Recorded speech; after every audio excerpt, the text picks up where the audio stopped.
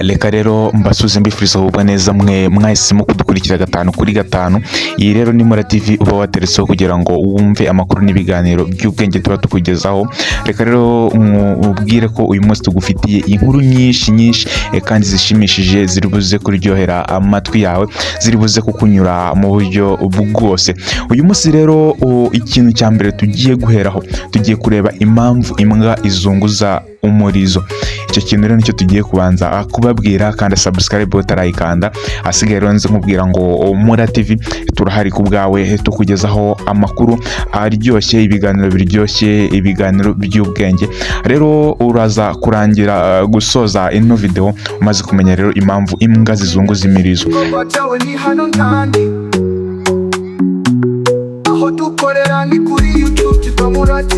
Uburyo imbwa zizunguza rero umurizo bushobora kugira ibisobanuro bitandukanye, mu gihe rero injangwe rero zigaragaza uko zimerewe zikoresheje uburyo bwo guhirita. Imbwa rero zo zibanda cyane ku gukoresha umubiri wazo, nk'uko rero byemezwa n'ikinyamakuru Psychology Today. Rero abantu bakunze kwibwira ko igihe imbwa zirimo kuzunguza umurizo ziba zishimye, nyamara ngo ntabwo ariko biba bimeze buri gihe. Kuzunguza umurizo rero kw'imbwa rero ni nk'uburyo bwo kuganira cyangwa ururimi zikoresha ubwarwo. Rero kubera ko zibikora zishaka gutanga ubutumwa, imbwa ntabwo zizunguza imirizo mu buryo bumwe iyo rero nta muntu urimo kuzireba. Igihe rero hari umuntu cyangwa indi mbwa cyangwa se injangwe n'ibindi binyabuzima biri hafi yazo, cyangwa se icyo gihe uburyo zizunguza imirizo biba bifite icyo bisobanura rero ku buryo zirimo kwiyumva. Mbese rero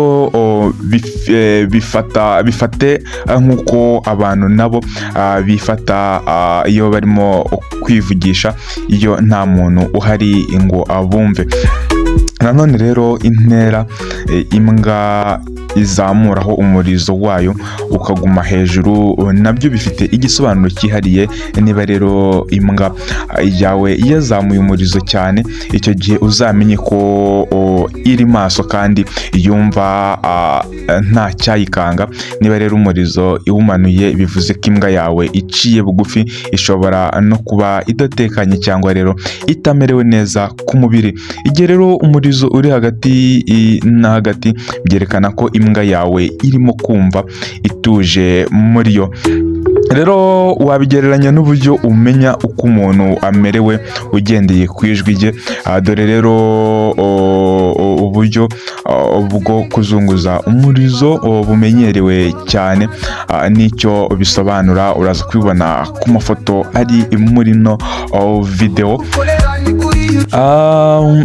Kuzunguza umurizo rero kw'imbwa ni ikimenyetso rero, navuga ko biba ari communication yazo, kugira ngo zibashe gukomunika, zibashe kuba zaganira. Mbese n'ubwo buryo rero imbwa zikora communication.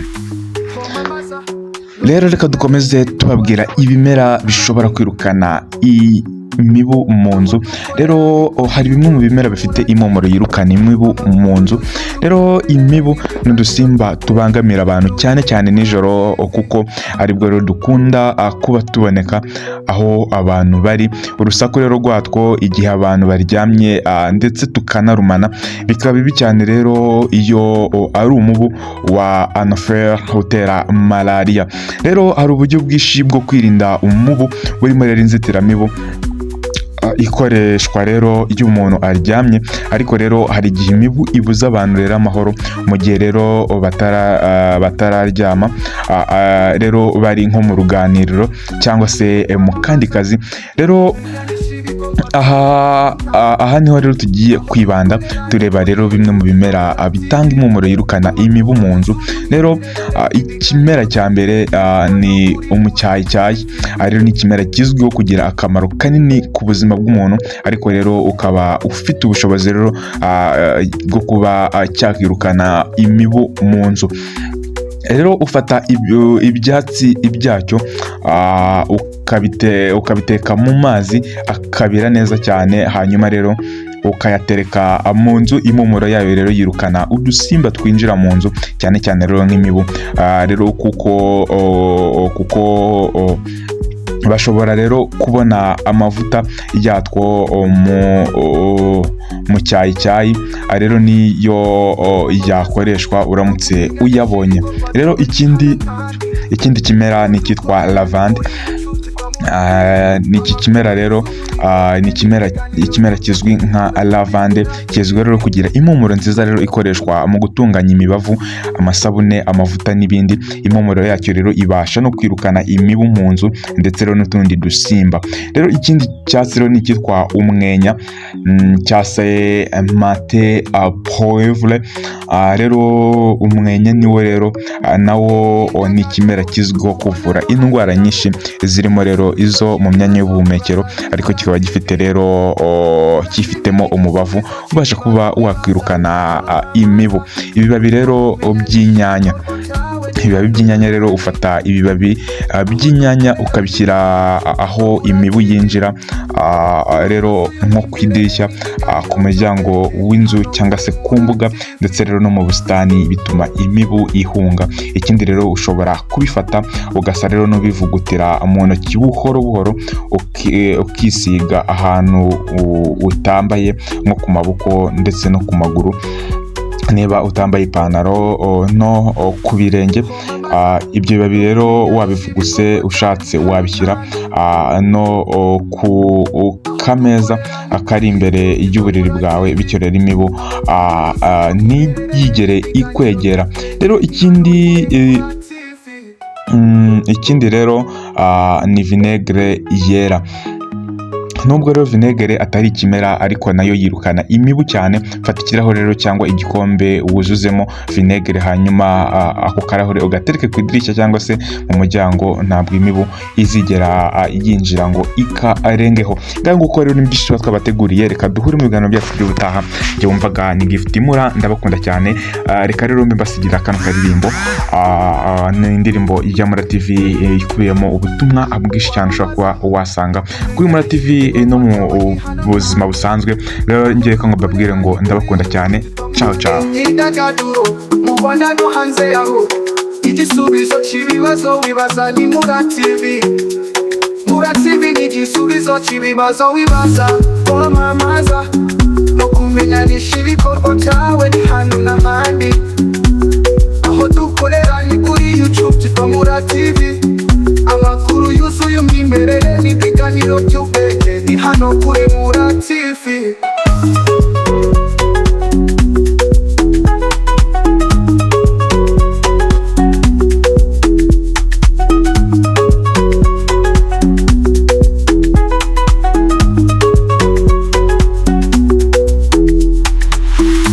Kwamamaza no kumenyanisha ibikorwa byawe ni hano n'ahandi. Aho dukorera ni kuri YouTube cyitwa Mura TV. Amakuru yuzuye umwimerere n'ibiganiro by'ubwenge ni hano kuri Mura TV.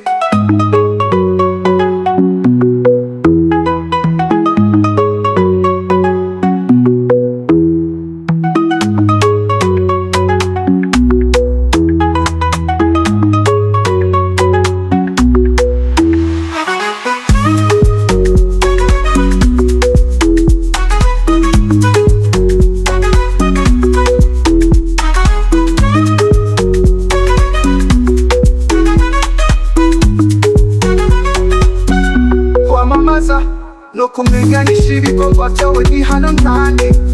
Aho dukorera ni kuri YouTube cyitwa Mura TV.